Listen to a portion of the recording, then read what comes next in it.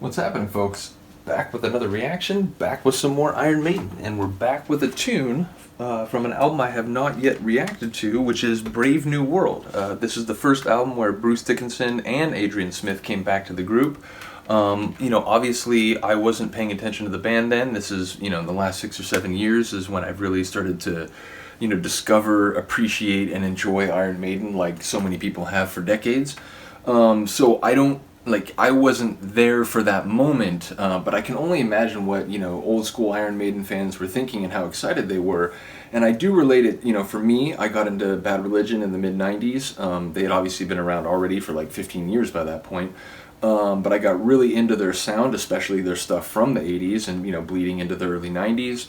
And then eventually Brett left the group, and although I do like the material that they put out during that phase, 2002, The Process of Belief, he came back, and it felt like this is like the true lineup of the band again. Like it just felt like it wasn't like the full Bad Religion during those years.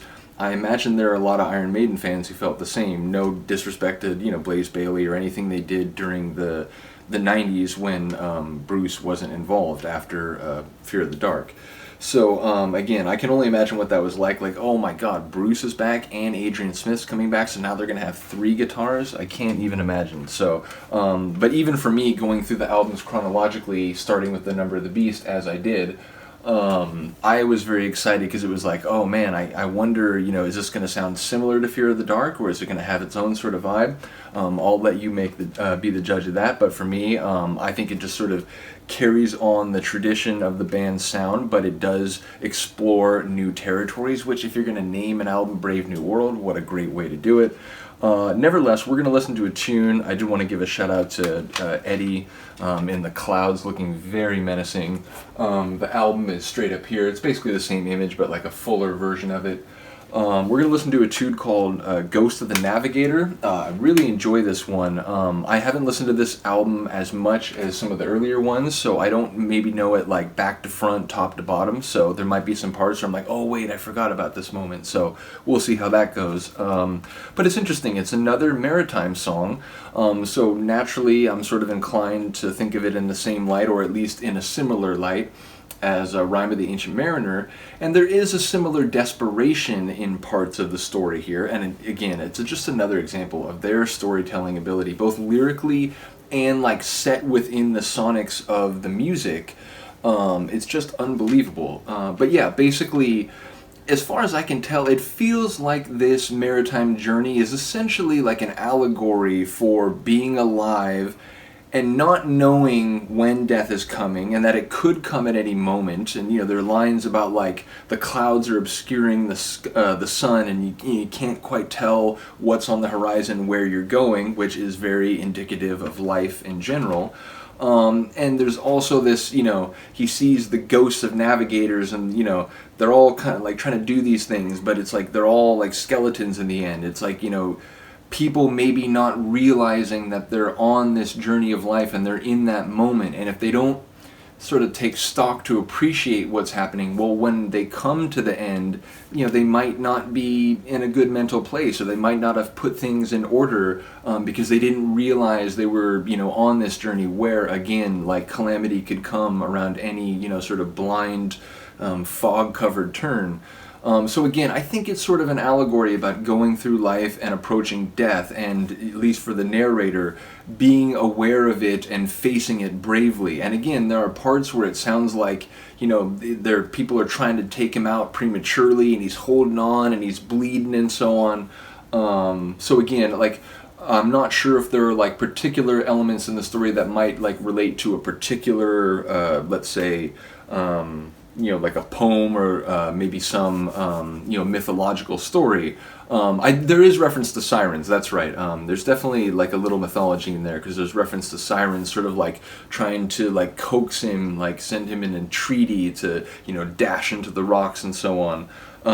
So yeah, I do think there's some of that in there, but let me know if there's some other elements that I didn't mention that you think are important to sort of appreciating and understanding the song.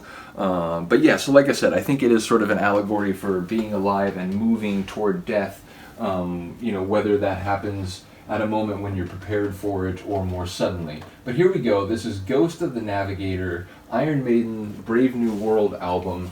What year is this? Is it 2001 or just 2000? Give me 1 second just to check. This is 2000. So it was released in May of 2000. Here we go.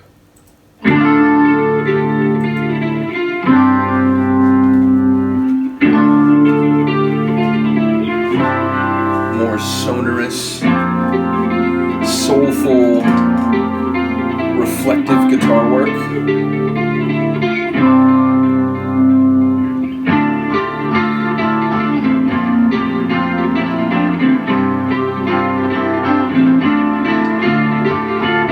But already building up the energy.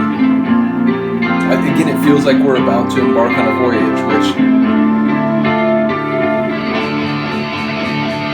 I'll never stop being amazed at the way they can manifest their lyrical content in musical sound.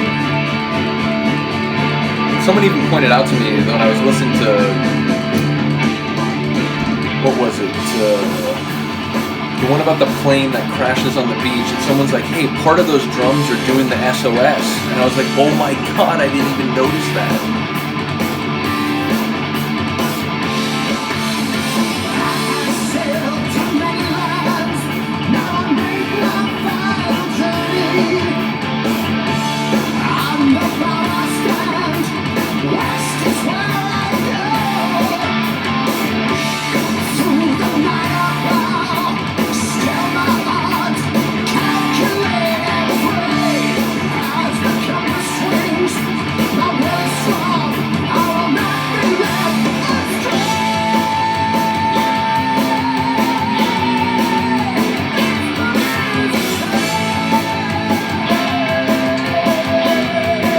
Again, I can only imagine for people who are excited that he was back in the band and you're hearing the song and the way he's doing those big sort of vibrato-filled lines. Just like, oh my god, he's back. Ah, come on.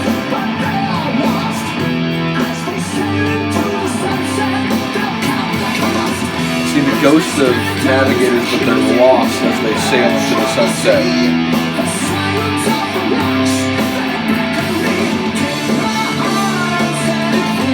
Come on. Oh, I love this part.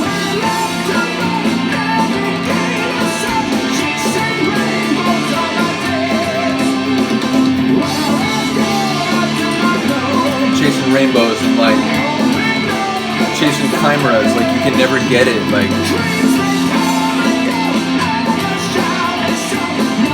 dreams they come and go, something about like as it always has been so. Another like tempo change.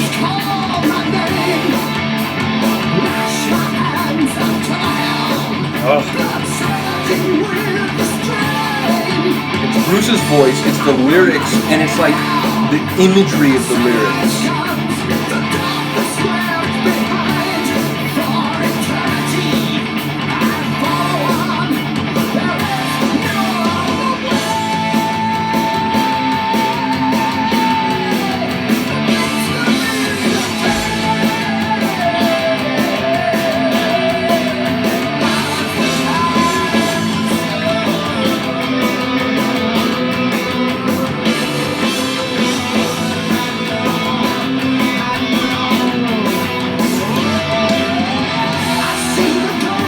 I was just gonna comment, those sections are crazy because it has almost like a psychedelic feel, the way he keeps like wavering with the voice, and it feels kind of in between, but then it kicks back into this sort of stomping part,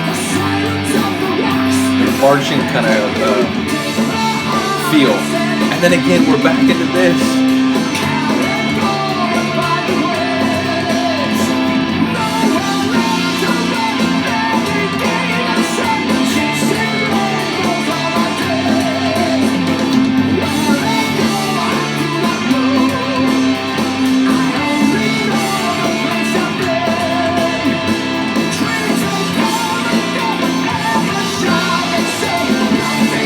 Not sure where he's going. He only knows the places he's been.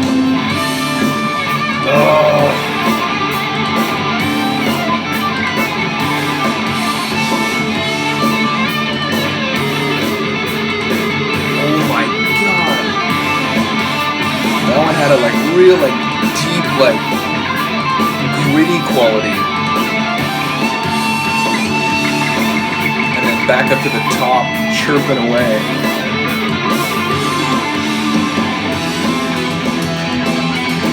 I don't like their musical precision and rhythmic sense out of this world. I heard a double bass in that.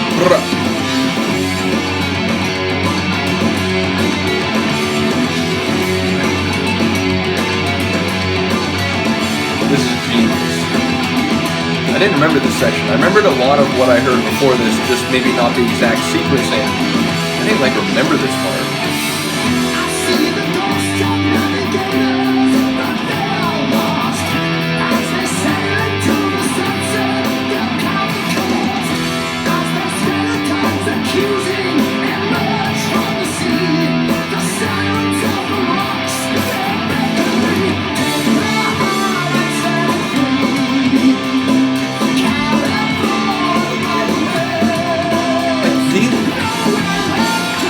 Their songs are like experiences. Like you don't just listen to it, you experience it. It's up in your headspace, but it's also visceral. It's like the full package. I can't even imagine seeing it live like 4 months, man, or like 3 months.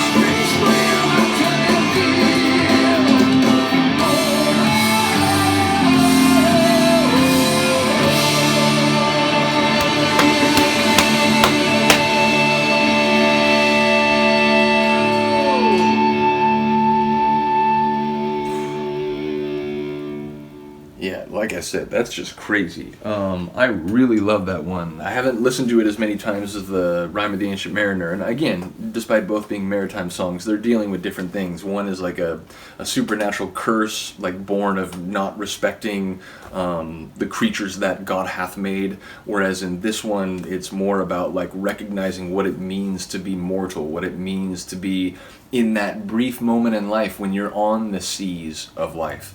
But again, you know, whether it's behind a cloud and, you know, it's a rock or a siren song or whatever, eventually the end will come. So recognizing your place and that transition is a very human passage, or a rite of passage. So once again, shout out to Iron Maiden for telling a great story, for depicting it within a sort of very captivating like visual imagery, and for touching into something that is eminently human, and speaks to our sort of mortal condition. So once again, the songwriting, the music, Bruce's singing, it's all brilliant.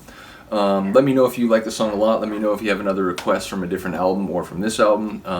Just going to work my way through all the albums, and I'm really excited that there are some people here for the Iron Maiden reaction. So shout out to you. I really do appreciate it. Have a good day, have a good night, and I will see you next time. Peace.